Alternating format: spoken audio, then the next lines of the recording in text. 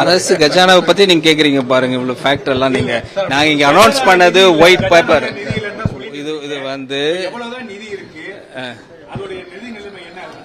Sir நாங்க இப்ப announce பண்ணது ஒரு white paper on the last ரெஜிமோட என்னென்ன எக்ஸ்பெண்டிச்சர், என்னென்ன டெபிசிட், ரெவன்யூ டெபிசிட் தான் நாங்கள் இன்னைக்கு ஒயிட் பேப்பர் மூலமாக சொல்லியிருக்கிறோம். இது அடிப்படையில் நீங்கள் தெரியும் உங்களுக்கு என்னென்ன பெண்டிங், என்னென்ன டெபிசிட் நம்ம இருக்கோன்னு சொல்லிட்டு இதை அடிப்படையாக வச்சு தான் அடுத்தடுத்த கட்டத்துக்கு கவர்மெண்ட் வந்து ஆனரபிள் சீஃப் மினிஸ்டர் டைரக்ஷன் படி, அட்வைஸ் படி we will go on.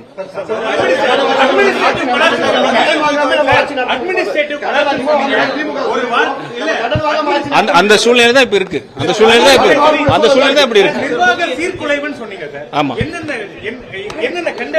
இப்பதான் நான் என்ன சொல்லியிருக்கேன், நான் ஒரு டாஸ்மாகா இருக்கட்டும், ஒரு மைனிங்கா இருக்கட்டும், ஒரு லேண்ட் ரெஜிஸ்ட்ரேஷன் இருக்கட்டும், எல்லாத்துலயும் லீக்கேஜ் இருக்கு, எல்லாத்துலயும் கரப்ஷன் இருக்கு. அதுதான் ஹியூஜ் இம்பாக்டே இந்த சிச்சுவேஷனுக்கு வந்தது.